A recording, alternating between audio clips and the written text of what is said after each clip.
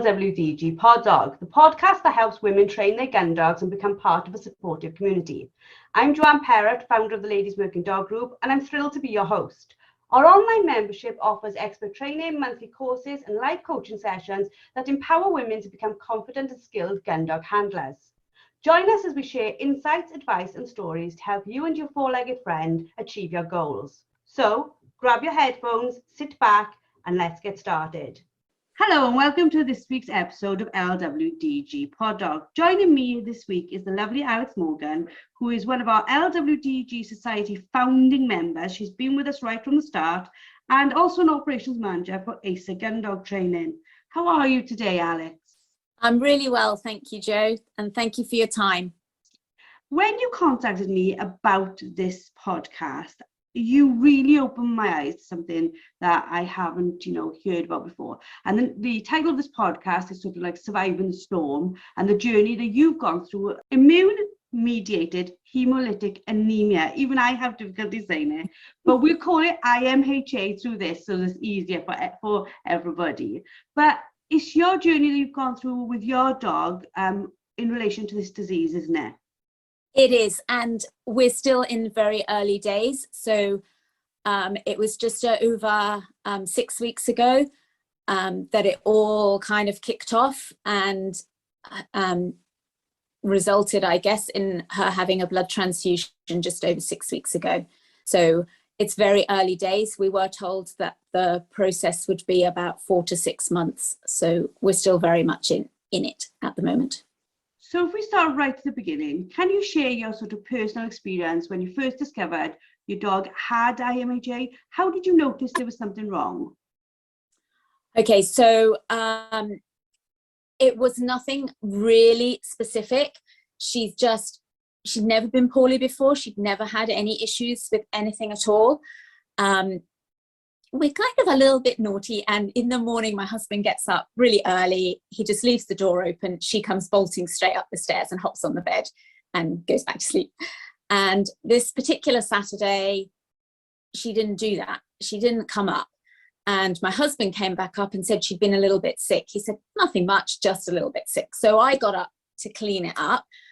She just stayed in her bed, which was really unusual, but I just thought, she doesn't feel very well. It happens.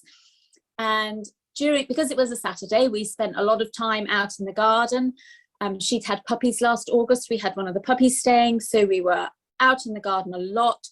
She was out with us, but every time I kind of went towards the house, she wanted to be back inside. So she wanted to be with us, but she kind of wanted to rest as well. So she wasn't 100%. But I just kind of thought, she's been a little bit sick, she's not feeling well, give it a couple of days, she'll be okay. Later that night, I went out in the garden with the two of them, just for them to have a wee before they went to bed. She went on the grass right by the front door, and I could see, and her wee looked really dark, really, really dark. And this had happened to my lab back in November, and we lost him. They diagnosed cancer, really, really widespread, and we lost him very quickly. So I kind of panicked a little bit when I saw that her wee was really dark, and I thought, I should ring the vet. It was 9 o'clock on Saturday night. I rang them. It said, this line is for emergencies only. So I put the phone down thinking perhaps it's not an emergency. Had a look online, blood in your dog's urine, you need to see a vet within 24 hours. So I thought, right, it is an emergency. So I called them, spoke to the nurse, she spoke to the vet, and then she said to me, the vet's happy to see you if that's what you want. Do you want to come in, or do you just want to chat to someone on the phone? And I was like, no, I want to come in. So we went in and they checked her over. They said she had really high temperature, her heart was racing, she was showing signs of anemia, like from her gums and that. They said, we need to do some blood tests. Are you happy just to wait? So I just waited in the waiting room while they took her off, and they came back, and I just kind of knew straight away. She's just said, she sat down next to me and she said, it's really very serious. So if we take people into the disease a little bit, so immune-mediated Hemolytic anemia. This is when it's basically severe anemia, isn't it? It's caused by the antibodies in the dog targeting its red blood cells. Yes, so it's an autoimmune condition where the immune system starts attacking the red blood cells and destroying them. And it can be secondary to something else. So it could be caused by an infection or a cancer tumor or something like that. Or it can be primary, where there is no reason whatsoever. It just happens. So when I looked into this, because again, when you contacted me, I was like, right, if we can do a podcast, I need to know a little bit about this, because I hadn't heard about it at all. And I went on PDSA's site, and it says 60 to 75% of the cases are primary, and it's when the immune system attacks red blood cells for no apparent reason. But certain breeds, such as Cocker Spaniels, Springer Spaniels, Irish Setters, Poodles, Collies, and Old English Sheepdogs are more prone to primary IMHA, so there may be a genetic element to it, but it's not yet been proven in this. But when I read that, I sort of felt like, oh, these are like the dogs that most of us spend a lot of our time loving to death. You know, I didn't even know this was something that could just happen in one of our spaniels. Yeah, it's incredible that it's so serious and can manifest itself so quickly, and they can go downhill so fast. And I feel that I'm really, really lucky because I do work from home. I am with my dog all my waking hours pretty much. So I know her really well, and I can recognize if there is something that's not quite right. But a lot of the time, it can happen so quickly. And so people may not notice that there's a problem until their blood count levels get so low and it affects their organs, like their kidneys, the liver, and they just get to the point of collapse. And then it's really difficult. And I think because we spotted this so early and took her to the vet, and the local vets were very good and they kept her in for 2 days, but after 2 days, they said she needs to be at a specialist's. And they said, can you come and get her? And I was like, yes, I'll be there in 10 minutes. And I took her straight to the specialist. So then on the Monday, the specialists ran a load of tests and confirmed that it was a primary case. And they started medicating her for that with high dose steroids. But then by the Tuesday, her blood levels had dropped further, and they just rang me and they said, we need to go straight to blood transfusion. Are you happy to do that? But if she hadn't already been at the specialists, they wouldn't have been able to act so quickly. So I was really lucky that the local vets recognized that it might eventuate in her needing a blood transfusion, and it was better for her to be in the right place, that could happen quickly if it was needed. And it was. We're talking now about things like steroids, blood transfusions, the speed of this having to happen, specialists. Like, it's a dreadful thing for it to happen to any dog, but it's also a very costly thing to happen to a dog, isn't it? Yeah, yeah. Did your dog need to go on to some of the other sort of treatments? Did she need like anti-clotting medication, or was there anything else they had to do? What was the procedure ongoing for her? Yes, so they started off with the high dose steroids and blood thinners, because when the I'm not medically qualified, but when the immune system starts attacking, it sends out like the antibodies to attack the red blood cells, and the antibodies sticking to the red blood cells make the blood very sticky and it clots. And the vet said the highest risk of mortality in the early stages is from a blood clot traveling to the lungs. And so that's why they put them on the blood thinners as well. So she was on the high dose steroids, the blood thinners, something else called atopica, which she's still on. So I'm not sure if that's a different Well, this isn't a veterinarian podcast. We are looking at this from an owner's perspective. Yeah. Were there sort of things that were, obviously you were dreadfully worried for her survival at this point, Yeah. and her ongoing welfare. Were there things that were happening there that has affected her that as she goes on each day now? No. So she's still on the medications, and she's still on. So initially, she was seeing the vet every week for blood tests to check that her blood count was going in the right direction and climbing. And fortunately it was.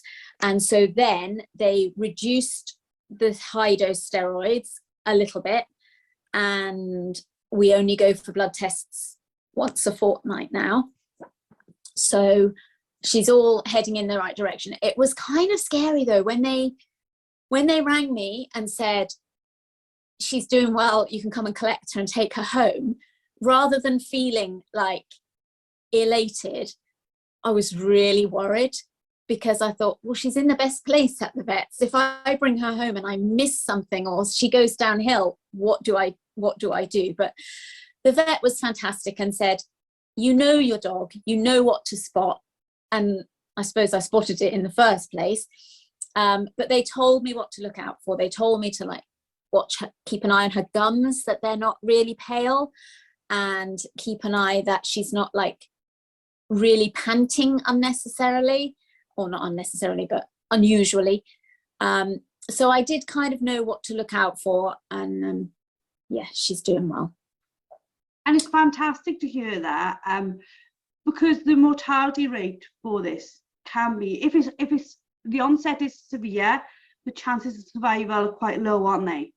They really are. And I actually, when I first took her back for her first set of blood tests, I said to the vet, I said, she's my little miracle. I said, she had one foot on that bridge. And the vet said to me, she was really thinking about it. And I was completely shocked. I was like, I'd read an awful lot about people who have lost their dogs to this disease, but when the vet actually said that, it really kind of brought it home, like how serious it was. And we are only 6 weeks in, and you do forget, but it was a horrible, horrible time. You know, we wanted to do this, and you said to me when you contacted me about the podcast about, obviously we don't want to scaremonger people. That's not the concept or the idea of the podcast. It is literally awareness, isn't it? It's to be looking out for these things, to be keeping an eye on, like you just said, you knew there was something slightly off, and it made you very aware to look for other symptoms. Yeah. For people who think, oh well, my dog could be unwell, what's your sort of advice to them? Okay, so that's the message that I really, really, really want to get out there. And I think I acted really quickly because I'd only lost my Labrador a few months before. So I was already not in a great place from having lost him. So this little girl means the world to me. And I think that's why I acted so quickly. And I think the fact that she's doing so well now is one, because we acted so quickly, and two, because of the absolutely amazing care that she's had from the vet specialists. And we're really lucky because they're only like half an hour away, and they're one of the top vets in Europe. So we're really, really grateful to them. But I don't want to panic people. I just want people to be aware that this horrible condition is out there, and the outcome doesn't need to be bleak. The outcomes can be good. It can all turn out okay. But you just need, if you think that your dog is really, really panting for no reason, or if you think that they are unusually lethargic, or if you notice that their gums look paler than usual, like a kind of beigey, yellowy kind of color rather than that pink color, then just get them checked. It's worth getting them checked. On the website there's always like a little write-up that goes along with each podcast episode. We've got a photo on there of pale gums, so that people are like, oh, what does that look like? They really are pale, aren't they? They are close to the colour of a healthy tooth. This is very pale, isn't it? It is very pale, yeah. And it's kind of, should have taken a picture of hers, but it is kind of like a yellowy, beigey colour. Yeah. Pink. So obviously you've got ongoing medication for her. You know, have you had to change anything about her food or drink or her exercise regime? Yeah, I did. So I used to feed her on just dried biscuits, and she's never been the best eater ever since we had her as a puppy. She was never that fussed about eating. She was really hard to train. She didn't like any of the treats that we gave her. She was a really fussy eater. When I took her, when she was in at the local vets for a couple of days, they did say to me, she's eating really well. And I thought, that's a bit bizarre because she never eats really well. And then when I took her to the specialist and they checked the notes, and I said, they must have been giving her like wet food if she was eating. And they said, yeah, it does say on here wet food. So I've changed her food, and I've gone to butternut box, wet food, and she eats that really well, which is really good, because her medication, she has to have some an hour before food and some she has to have with her food. So it's really important to me that she's eating well. And one of the side effects of the steroids can be that they have an increased appetite, and she's just ravenous all the time. And so it's a combination of nicer food for her and the steroids, I guess.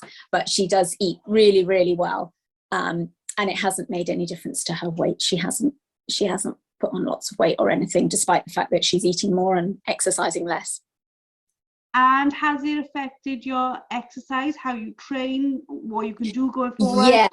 Yeah, it really has, because of the steroids that they give her. They are to shut down her immune system, because her immune system was destroying her red blood cells. They then had to shut the immune system down completely to give her red blood cells a chance to recreate, and which then means that she has no immunity. So we used to go every week to agility training and scent work training.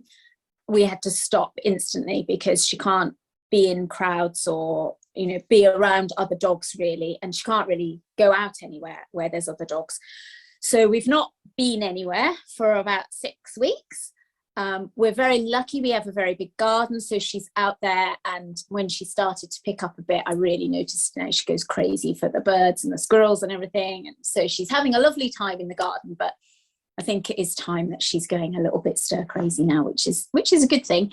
And the place where we go to agility training, they've let me have private hire of the arena. So last week we went back for the first time into the arena, and she was just amazing, and I was crying. She was brilliant. It was so good to see her out and about again so soon. You just like, you would not believe that this dog had a blood transfusion like 6 weeks ago. Incredible. It is lovely to hear that there's been sort of a positive outcome for this. Long term, the treatment now will go on for months for you, won't it? Even though she's back to being the dog you know and love, you've still got to keep that treatment up for quite a while. Yeah, so the main high dose steroids, she was on 30 milligrams initially, and then it went down to 20. We're now down to 12 and a half. But it always worries me every time we go back for a blood test, because they're reducing it very slowly each time. But my worry is that this immune system is going to, you know, start destroying the so every time we go for a blood test, I'm just like, oh, I hope it's still going up. I hope it's still going up. At the moment it is, but there is always a risk that they're going to relapse. So yeah, at the moment it's going well, but Well, hopefully it stays well, and yeah, and for many owners it does stay well permanently, doesn't it? And yes, I can probably understand more than most that feeling that, oh my God, is it going to come back? yeah, exactly. But for you, I think it's just staying positive and doing what you're doing, of just keeping that gentle awareness in your mind, isn't it? It is definitely. I mean, the vet has said that I can take her out walking now across the fields. Like, obviously I want to avoid other dogs. I've bought a little label for her lead which says no dogs, just to not because she's going to attack them or anything, but just because I want them to stay away. There's not too many dogs out the back, so I can just take her for a walk out there, which will be lovely. But yeah, it's just being aware and watching for those signs. I mean, at the moment it's fine. We do get seen every couple of weeks. But yeah, they did say 4 to 6 months. So I'm thinking it might be a little bit quicker. They seem absolutely amazed every time I take her.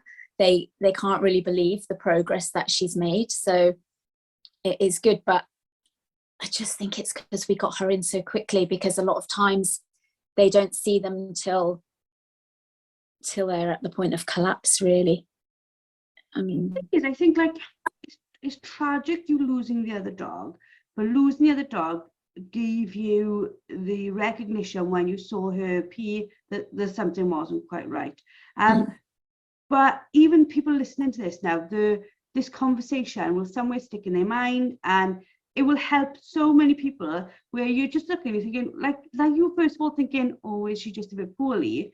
This conversation might pop up in their memory and go, oh, I will just go check this one. Yeah, because I don't think, well, I think, yeah, she did have the dark urine because of the breakdown of her red blood cells. So that was definitely one of the signs. But it's not very often that you stand and watch your dog having a wee, really. That's kind of the last thing that you would notice. But I just think it would have been very, very easy for me to just say, she's a bit off colour, I'm going to leave it a couple of days. And it was just by chance that I happened to let her out the front door, and she weed right near the front door, and I saw it. And yeah, it's just so lucky. So lucky. But also the fact that when you were offered the, should you just talk to the vet or come in, you said, I'll come in. There was something in your instinct saying, this isn't just is my dog okay? Has he ate something? Yeah. There was something in you telling you, wasn't there? Yeah, there was. And the other thing I would say, I've not really been not a big fan, but I've never been that pro insurance. And I didn't have my Labrador insured, and he cost me a lot of money, and I didn't have it at the end. I had insured my Spaniel because she was having the puppies, and that's why she was covered, and it was due to expire within like the next couple of weeks. And I was wavering as to whether I was going to keep up with her insurance. I can tell you 100% I will never not insure my dog ever again. It takes the worry away. And when you sit there with the consultant at the specialists, and we could do this, we could do this, we could do that, this is how much it's going to cost, I was just like, go right ahead, you do what you have to do, because she's completely covered. And that, I think, is something, we know with working dogs, sometimes they're not the best to cover us, or if you've got a big team, it can cost a lot of money. But like you said, it's a bit like house insurance, isn't it? What's the chances you're going to ever need your buildings and contents? Yeah. But having it in place makes a huge difference if the worst happens. Because like you said, when it does happen, it's an expensive lesson. Oh my goodness. Seriously. Yeah. We are over £6,000 at the moment. And for a lot of people, especially with everything that's going on at the moment, that's £6,000 that they wouldn't have to make those decisions you've made. Yeah, just horrendous. So going forward, what is your dog's name? I just realised we've been through a whole podcast and I haven't called her by her name. Pepper. Beba. Fantastic name. You'll have to send me a picture of her so I can put it on the podcast page as well. Because thank you so much for sharing this journey with us. It's invaluable to people to know these things happen, to raise awareness. We're not all about raising our training level. We're not about raising all our knowledge about dogs. So thank you for this. If anybody wants to find you, you're one of our founders. You're in a society member lounge. Yes. Yep. Fantastic. So they can find you there, have a chat to you there. Yeah. Thank you again so much for doing this. Thank you for being part of our membership, and thank you to all our listeners. I hope that you have found this invaluable in just updating you, making you aware of something else, and being aware of, for the dogs like the Cockers, the Springers, the Irish Setters, Poodles, Collies, Old English Sheepdogs, this is something they can be prone to. It doesn't mean they'll have it, but it does mean that it's something that you need to be aware of in your mind, acknowledging in your mind as, can I rule this out when my dog is unwell? So we hope that you've enjoyed this week's Pod Dog, and we would love for you to subscribe, leave your review, and we'll speak to you all very soon. Thank you. Thank you for listening to LWDG Pod Dog with Joanne Parrott, founder of the Ladies Working Dog Group. If you're interested in joining our supportive community and taking advantage of our group experts training and resources, please visit our website at www.thelwdg.com.